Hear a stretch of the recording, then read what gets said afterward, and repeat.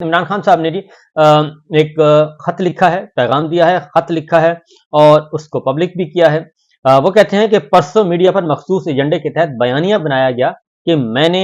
अवाम को GHQ जाकर एहतजाज पर उकसाया, जबकि हकीकत यह है कि तहरीक इंसाफ की तकरीबन 3 दिहाई पर मुहित तारीख पर तशद्दुद एहतजाज की कोई मिसाल नहीं मिलती, क्योंकि बाकायदा तौर पे एक खबर जारी की गई और वो उस खबर में एक जुमला ऐड करवाया गया और वो जुमला ये था कि इमरान खान ने, बल्कि नाम भी नहीं लिखा हुआ था, बानी PTI ने GHQ पर हमले का एतराफ कर लिया, ये एक जुमला था। उसके आगे पीछे कोई चीज नहीं थी और उसको लेकर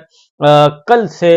2 दिन से मरियम सरकार, शहबाज सरकार, इलेक्शन चोर सरकार, मैंडेट चोर सरकार उस पे ढोल पीट रही है। तो इसलिए इमरान खान साहब ने खत लिख दिया है और खत पब्लिक भी कर दिया है और उस तनाजुर में वो बता रहे हैं कि परसों मीडिया पर मखसूस एजेंडे के तहत बयानिया बनाया गया कि मैंने अवाम को GHQ जाकर एहतजाज पर उकसाया, जबकि हकीकत यह है कि तहरीक इंसाफ की तकरीबन 3 दिहाई पर मुहित तारीख पर तशद्दुद एहतजाज की कोई मिसाल नहीं मिलती। गुज़श्ता 2.5 साल के दौरान तहरीक इंसाफ के खिलाफ बदतरीन हथकंडे इस्तेमाल करके तशद्दुद पर उकसाया गया और नवंबर 2022 में मुझ पर कातिलाना हमला हुआ और मेरी मर्जी की FIR काटने से भी इनकार किया गया। इसके बाद 2 मरतबा मेरी रिहाइशगाह पर अस्करी इदारे ने हमला किया। एक मरतबा मेरी पेशी के दौरान, मेरी पेशी के मौका पर मुझे कत्ल करने का मंसूबा बनाकर सादा लिबास में लोगों को छोड़ा गया। ये इमरान खान साहब कह रहे हैं और यह है मामला जब वो जुडिशल कॉम्प्लेक्स की तरफ आ रहे थे और उस दिन के मनाजर आप देख लें तो उस पर वो कह रहे हैं कि बाकायदा मंसूबा बनाकर सादा लिबास में लोगों को छोड़ा गया। सिर्फ यही नहीं, 9 मई को अवाम को इंतशार दिलाने के लिए एक साबिक वजीर आजम और पाकिस्तान की सबसे बड़ी मकबूल और सियासी जमात के सरबराह को जिस हद तक आमेज अंदाज में अगवा किया गया, वो भी किसी बड़े हादसे का सबब बन सकता था। और उसके बाद इमरान खान साहब ने कहा कि लेकिन तहरीक इंसाफ के कारकुनान की सियासी तरबियत में तशद्दुद का कोई अंसर शामिल नहीं। तहरीक इंसाफ सियासी, आईनी, कानूनी जद्दोजहद पर यकीन रखती है। 9 मई एक फॉल्स फ्लैग ऑपरेशन था। इमरान खान ने कहा है कि 9 मई एक फॉल्स फ्लैग ऑपरेशन था, जिसने 9 मई की CCTV फुटेज चुरवाई, वही 9 मई के हकीकी जिम्मेदारान हैं।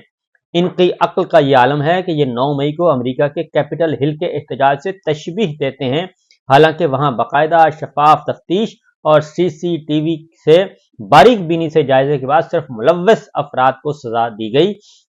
पूरी सियासी पार्टी रिपब्लिकन को कुछ नहीं कहा गया, लेकिन यहां न सिर्फ सबूत मिटाए गए बल्कि सबूत मिटाने की गर्ज से फुटेज गायब की गई और पूरे पाकिस्तान में एक्शन लिया गया और पूरे पाकिस्तान में PTI के मुख्तलिफ इलाकों के लोगों जिन्होंने एहतजाज में हिस्सा भी नहीं लिया था उनको भी उठाया गया। उनका क्या कसूर है? और उनकी तादाद, जिन लोगों को उठाया गया उनकी तादाद 10 से 12 हजार थी। 2 दिन के अंदर अंदर जो पूरे मुल्क से पाकिस्तान तहरीक इंसाफ के कारकुनान को उठाया गया, ओहदेदारान को उठाया गया, लिस्टें पहले से तैयार थीं और ये सब कुछ उस दिन ऐसे हुआ था 9 मई, क्योंकि बहुत सारी बातें हैं। ये तो जुडिशल कमीशन बनेगा तो 9 मई के हकायक सामने आएंगे कि किस तरीके से 9 मई की तैयारी पहले से की गई थी और खबरें आई थी और खबरें सिर्फ मीडिया में नहीं थी बल्कि 9 मई से पहले ही बहुत सारे रहनुमाओं को गिरफ्तार करना शुरू कर दिया गया था। ये भी हुआ है। ये भी बात काबिल गौर है। इमरान खान साहब ने कहा कि ये बात भी काबिल गौर है कि अमेरिका में साबिक सदर पर कातिलाना हमला हुआ तो सीक्रेट सर्विस की चेयरपर्सन ने नाकामी को तस्लीम करते हुए इस्तीफा दिया, जबकि पाकिस्तान में जिस साबिक वजीर आजम पर कातिलाना हमला हुआ, सीक्रेट सर्विस ने उसी रोज वजीर आजम को कैद कर दिया। ये बात कर रहे हैं प्रेसिडेंट ट्रंप पे, जो अभी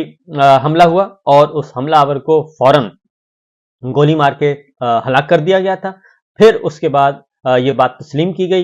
कि ये एक फेलियर थी, नाकामी थी सीक्रेट सर्विस की, कि उनको नहीं अंदाजा हो सका। और फिर उसके बाद हेयरिंग हुई, पार्लिमानी कमेटी ने हेयरिंग की और हेयरिंग में सीक्रेट सर्विस की डायरेक्टर यानी कि सरबराह ने, सीक्रेट सर्विस की सरबराह ने एडमिट किया कि ये उनकी नाकामी हुई है और उनको नहीं पता चल सका और वो हमला नहीं रोक सकी। तो हालांकि प्रेसिडेंट ट्रंप जो हैं वो अपोजिशन के हैं और अपोजिशन इस वक्त रिपब्लिकन अपोजिशन में है और हुक्मरान जमात है डेमोक्रेट्स, اور جو بائیڈن کے مقابلے میں وہ الیکشن لڑ رہے ہیں، لیکن اس کے باوجود وہاں پہ ایک احتساب کا عمل ہے اور محاسبہ کیا گیا، اور اس تناظر میں عمران خان صاحب کہہ رہے ہیں کہ وہاں پہ قاتلانہ حملہ ہوا تو سیکرٹ سروس کی چیئرپرسن نے، سربراہ نے ناکامی کو تسلیم کیا اور مستعفی ہو گئیں، اور پاکستان میں عمران خان پر حملہ ہوا اور سیکرٹ سروس نے اسی روز وزیر اعظم کو قید کر دیا۔ پوری پاکستانی قوم کو دہشت گرد کہہ کر قوم کو متنفر کیا جا رہا ہے، اور 70 کی دہائی میں جینے والے چند افراد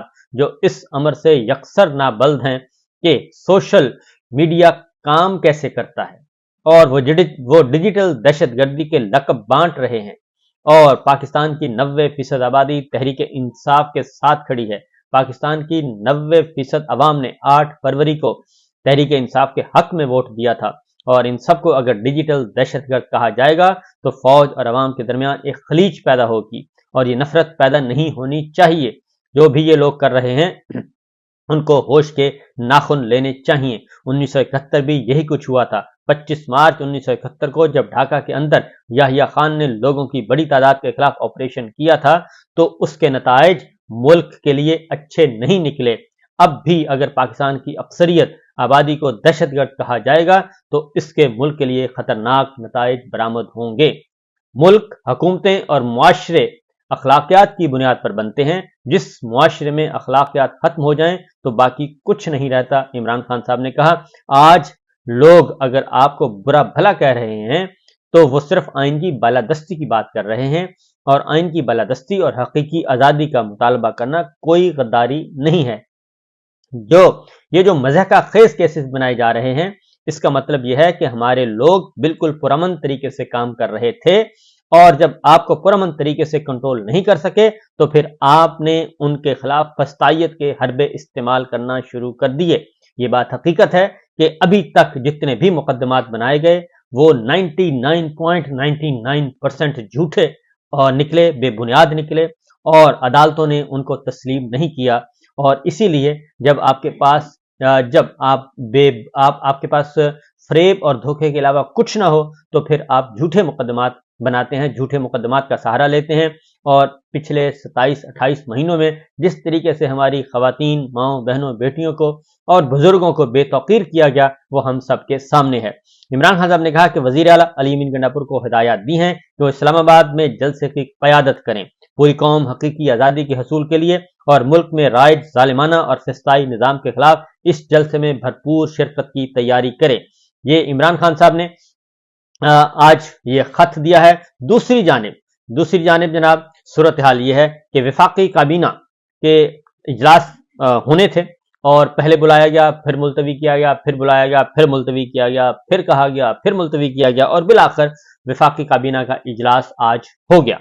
اور اس اجلاس سے پہلے کل پرسوں ترسوں 3 دن سے نہیں بلکہ 1 ہفتے سے مسلسل یہ سر پھونکا جا رہا تھا اور یہ دھمکایا جا رہا تھا، ڈرایا جا رہا تھا کہ پاکستان تحریک انصاف پر پابندی لگائی جائے گی، اس پہ غور ہوگا، اور سابق صدر ڈاکٹر عارف علوی صاحب پہ، سابق وزیر اعظم عمران خان صاحب پہ، سابق deputy speaker Qasim Khan sorry پہ آرٹیکل 6 کے تحت مقدمہ چلایا جائے گا، غداری بغاوت کے مقدموں کی منظوری دی جائے گی۔ تو یہ سب شوشے چھوڑے جا رہے تھے، اور اس کا جواب پاکستان تحریک انصاف نے اور اپوزیشن جماعتوں نے بڑے زور شور سے دیا، اور وہ بھی متحرک ہوئیں، اور اس کی ڈیٹیلز میں آپ کو انشاءاللہ بتاؤں گا کہ پھر کیا پیغام دیا گیا